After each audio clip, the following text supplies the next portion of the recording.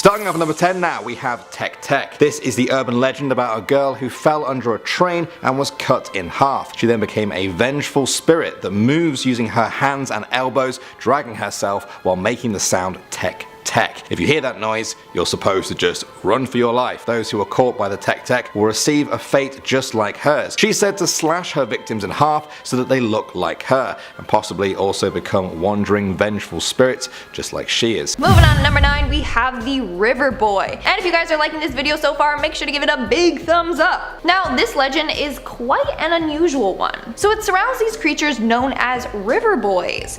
They are said to live in ponds or rivers and are about the size of a small child, but they look kind of like turtles with webbed human-like feet and hands, a shell-type thing on their back, and green skin. Now, these creatures are known to be quite mischievous. There are stories of them peering up women's kimonos or tooting really loud in public.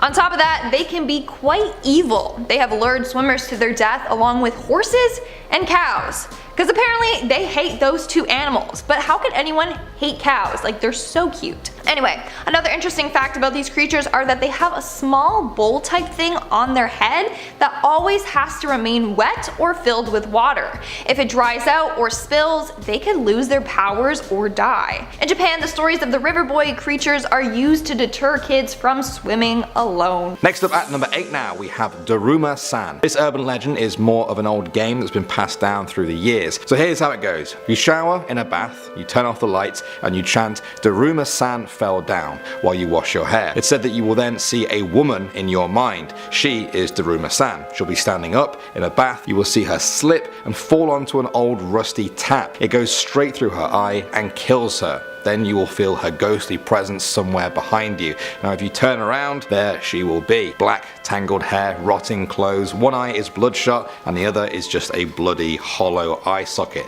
The game continues even further than that if you dare, but I think that's enough for you guys to understand just how creepy this urban legend is. Okay, at number 7 now, we have The Girl from the Gap. This Japanese story comes from people's natural fear of what lies lurking in the cracks of a home. Do you guys ever see something move past the hinge of a door when the door is open? Is that someone looking out from inside your wardrobe? Have you ever pictured a hand reaching out from between your bed and the floor? Well, it could be the girl from the Gap, a spirit that lives both physically and metaphorically between worlds. It's said that if you ever see her, she will ask you if you want to play hide and seek. At that point, the game is on. When you see her between a gap again, she'll drag you to an otherworldly hell. At number 6 now, we have The Red Room. This is a very modern Japanese urban legend about a pop-up ad that's all red and black. When you see it in a child's voice, it will simply repeat the phrase, "Do you like?" Apparently a boy who got the pop-up tried to close it, but it just kept reappearing. Then it changed to, "Do you like red?" He keeps trying to close it, but it grows larger and changes again to say,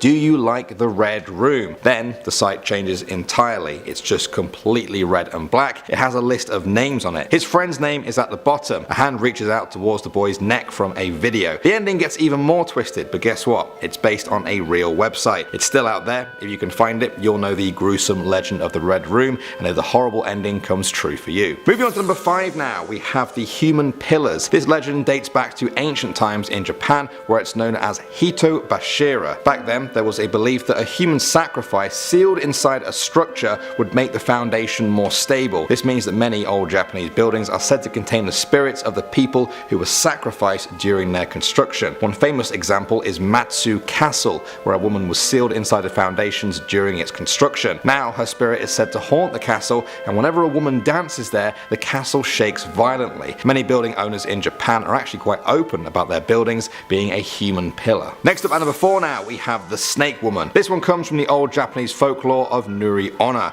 which translates to wet woman. She's often described as having the head of a woman and the body of a snake, with long claws, snake eyes, and jet black hair. She carries with her a childlike bundle to lure in her victims. If a person then tries to pick up the baby to help, they find it's not actually a child at all. The bundle then becomes very heavy and stops the victim from fleeing. The Snake Woman then uses her long tongue to suck all of the blood from the victim's body until they die. Next up at number 3 now, we have Oni Baba. She is a demon woman that often appears in Japanese folklore. She will often appear as an old woman asking for help, but if you get too close, she will slice you open with a knife and eat you. She's said to be the tormented spirit of a woman who accidentally accidentally killed her own pregnant daughter and an unborn grandchild in an effort to find a cure for her friend's child being sick. She was told to bring back the liver of an unborn child, but when she finally killed her victims, she found they were actually her own family. Okay, next up at number 2 now, we have The Dream School. This one is extra creepy because apparently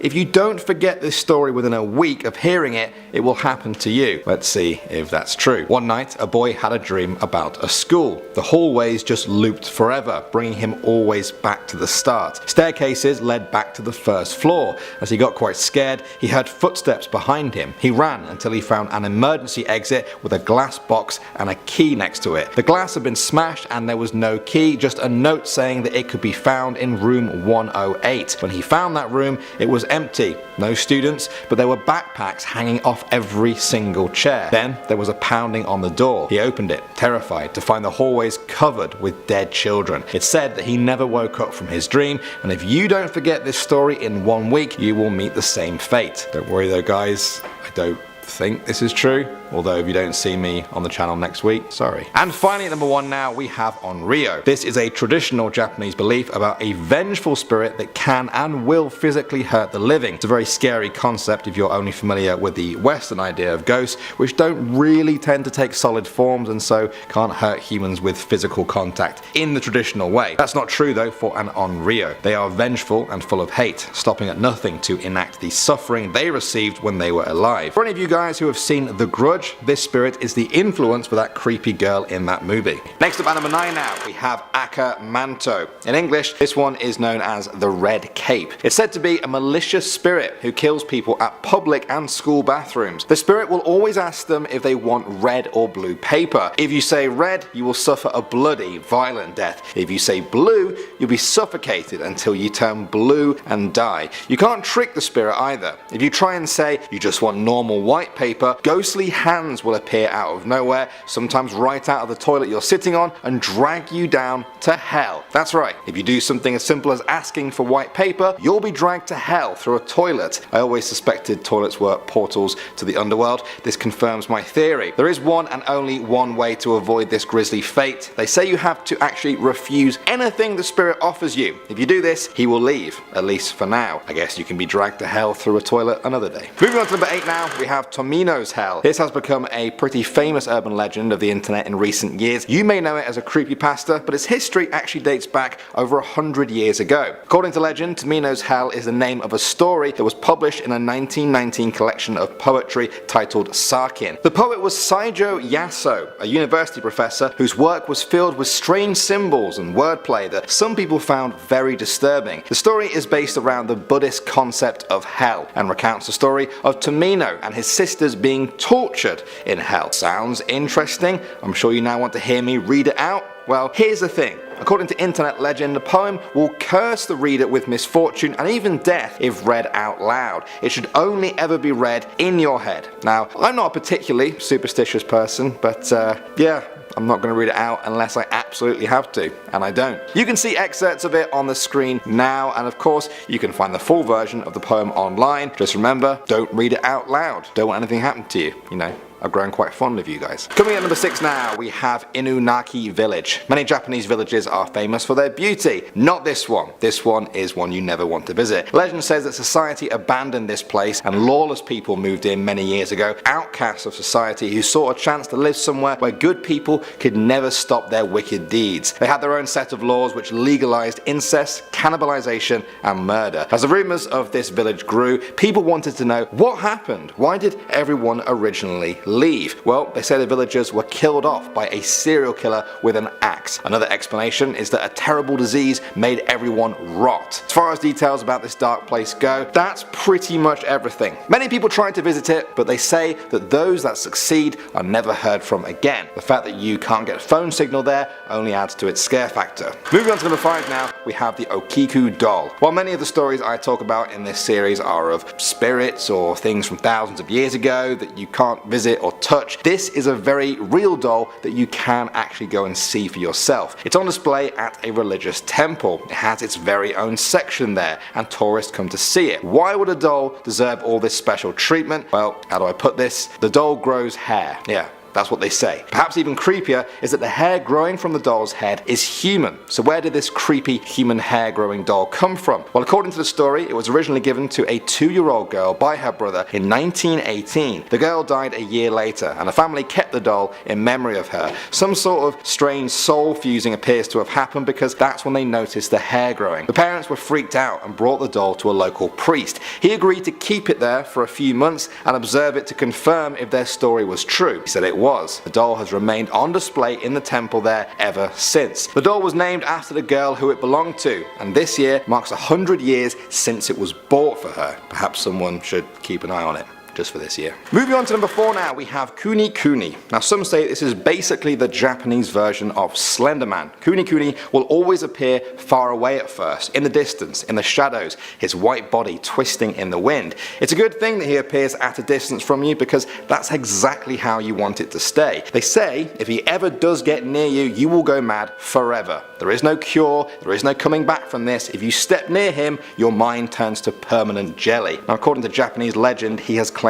many victims over the years, but you often won't hear about them because the victims are left wandering alone, going nowhere fast until their mind and body collapse for good. Next up at number 3 now, we have the Purple Mirror. I'm quite happy with this story because it involves a creepy curse that doesn't affect you if you're over the age of 20. I am. But for those of you that aren't, here's a warning from this Japanese urban legend. A young girl was given a mirror by her mother for her birthday and spent many hours a day staring at it. The girl wanted more than anything to be beautiful and ended up developing an eating disorder in order to be thinner. It took its toll. She became weak and frail and not the beautiful figure she was once chasing. One day she threw her mirror on the ground in anger. It smashed everywhere. A little while later, she was making arrangements for her coming of age party on her 20th birthday. She got into a horrible car accident though and died at the scene. Her last words were a whisper, "Purple mirror, purple mirror." Her grieving parents searched for this mirror, but they never found it. Now they say that if you do not forget the phrase purple mirror by your 20th birthday, something bad will happen to you.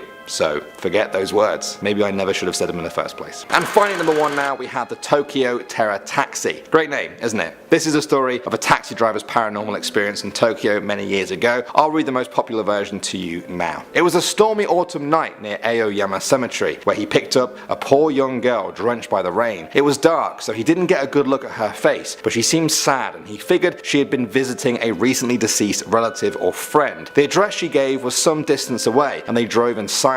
A good cabbie doesn't make small talk when picking someone up from a cemetery. When they arrived at the address, the girl didn't get out, but whispered for him to wait a bit. She stared out of the window at a second floor apartment. 10 minutes or so passed as she watched, never speaking, never crying, simply observing a solitary figure move about the apartment. Suddenly, the girl asked to be taken to a new address. This one was back near the cemetery where he had first picked her up. The rain was heavy and the driver focused on the road, leaving the girl to her own thoughts. When he arrived at the new address, a modern house in a good neighborhood, the cabbie opened the door and turned around to collect his fare. To his horror, he found himself staring at an empty back seat with a deep puddle where the girl had been sitting just moments before. Mouth open, he just sat there, staring at the vacant seat until a knocking on the window shook him from his reverie. The father of the house, seeing the taxi outside, had calmly walked out, bringing with him the exact change for the fare. He explained that the young girl had been his daughter, who died in a traffic accident some years ago and was buried in Aoyama Cemetery. From time to time, he said, she hailed a cab and, after visiting her old boyfriend's apartment, asked to be driven home. The father thanked the driver for his troubles and sent him on his way. Starting off this countdown, we have the Faceless Ghost. The Naparabo, or Faceless Ghosts, are creepy looking creatures with no face. They typically disguise themselves as humans, but can wipe all the facial features off of their face so they look terrifying. But no need to worry, these ghosts mean no harm. They are tricksters, and all they like to do is scare humans with their appearance. What's the worst is that they can impersonate your family or friends. So one second you're talking to your mom and then bam, her face is gone and you're talking to this nightmarish creature. At number 9 now, we have the Slit-mouthed Woman. You may recognize this one from a number of Japanese movies and TV shows. The traditional name for this being is Kuchisaki Onna and dates back over 300 years ago. She's a woman who was brutally murdered by her husband husband after he found out that she was having an affair with another samurai. This left her in death as a restless, vengeful spirit. She is said to cover her mouth with a cloth mask, a fan, or a scarf. If you approach her, she'll ask you if you think she's pretty. If you answer yes, she will then remove the mask, and when the victim screams, they will be slashed from ear to ear until they look like her. Even if you say no to this question, she's said to just follow you home and then brutally murder you that night. Bit of a lose-lose situation. Moving on down to number 8, we have the painted Buddha. Naribo-toke, otherwise known as the lacquered Buddha or the painted Buddha, gets its name because it resembles a Buddha with its protruding gut. But this creature has black skin, a long tail like a catfish, and has eyes that dangle out of its sockets. It also is said to give off a foul odor. Now, Japanese homes or temples often have a Buddhist shrine, but legend goes if you leave this shrine open at night, or if you don't keep it well kept, then this creature can lurk out of it. Once it's out, it will trick humans by providing them with false prophecies, or they will dance around all night and keep you up. So they look more terrifying than they actually are. In our 7th spot, we have the human pillar. Yeah, it's as creepy as it sounds. So the human pillars in Japan are pillars that are rumored to have humans trapped inside of them. Legend goes that if you put humans inside of pillars during the construction of a building, then it would bless it and help hold it in place. And this was an actual ritual that people would practice. It's a form of human sacrifice and people were buried alive. But now legend goes that the buildings are haunted by the souls trapped inside. One famous legend surrounds Matsu Castle, where apparently a woman was sealed inside during construction, and now her spirit haunts the castle. In fact, sometimes the castle shakes randomly, and that's said to be from the woman trapped within it. Making our way down the list, number 6, we have the girl in the gap. This was a Japanese superstition that turned into an urban legend. So there's a superstition that spirits live between the gaps of things, like in between the gap of a door or couch or closet, etc. Now, legend goes that a demon girl resides in this gap. If you lock eyes with her, she will ask you to play hide and seek with her. No matter what, you have to play with her. But at one point in the game, she will grab you and drag you to hell. Yeah. Good luck sleeping tonight. We're now at our 5th and halfway mark with the dream school. Legend goes that one night a young boy had a dream about school, which alone is terrifying itself. But in this dream, the school had hallways that went on and on forever. You had staircases that led to the same floor. No matter what, he couldn't escape. At one point in the dream, he heard someone coming close to him, so he ran until he found an emergency exit. The emergency exit had a glass box where a key to the door was held, but the glass was smashed and there was no key. Instead, there was a note that said it could be found in room 108. But when he found the room, it was quite terrifying. The room was empty. There were no students, but there were backpacks hanging off of every chair. He went back out to the hall, and that's when he saw it was littered with dead students. It said that he never woke up from this dream. He's still trapped inside. The legend ends saying, if you don't forget the story in 1 week, the same will happen to you. So good luck and may the odds be ever in your favor. No, I'm just kidding. This is just an urban legend. I have to put this disclaimer in here because in my other video I scared people so bad, like I got DMs asking if it was fake or if they were gonna die, so you guys are good. In our 4th spot, we have the paper lantern ghost. Chochinobaki, or the paper lantern ghost, was a regular lantern that after 100 years of use turned into this creature. This comes from the old belief that all objects have a soul, living or non-living. Now this lantern ghost might look a bit terrifying with its large eyes, or sometimes just one eye, and its big mouth and long tongue, but it's harmless. It's another one of those tricksters that just want to spook humans. Legend goes that the Chochinobaki will flick its tongue out, roll its eyes, and give out a big laugh in order to frighten humans. Coming in at number 3, we have the carnivorous spider. The carnivorous spider is a reference to the golden orb weaver spider, which can be found in Japan.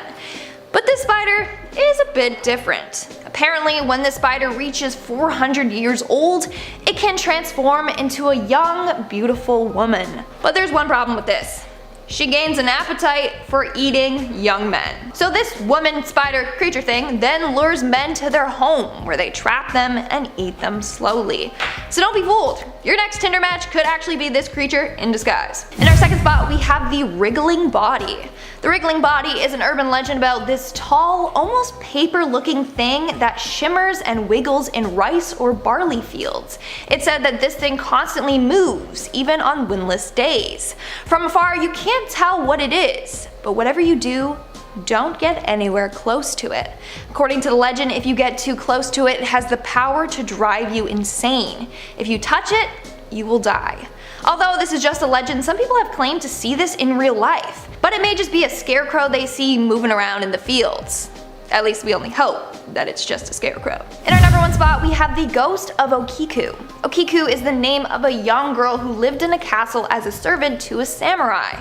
One of the things that Okiku was responsible for was looking after the samurai's collection of 10 valuable plates. Now one day when caring for the plates, she noticed that there were only 9. One was missing. She began to worry and obsessively started to count the plates over and over, hoping she was just miscounting and 10 were actually there. The samurai became so mad at her that he threw her down a well. But the girl's soul could never find peace. So every night she would crawl out of the well and could be seen counting the plates over and over. When she realizes the 10th plate is missing, she will scream at the top of her lungs. Okiku haunted the castle for months until a priest came and released her soul.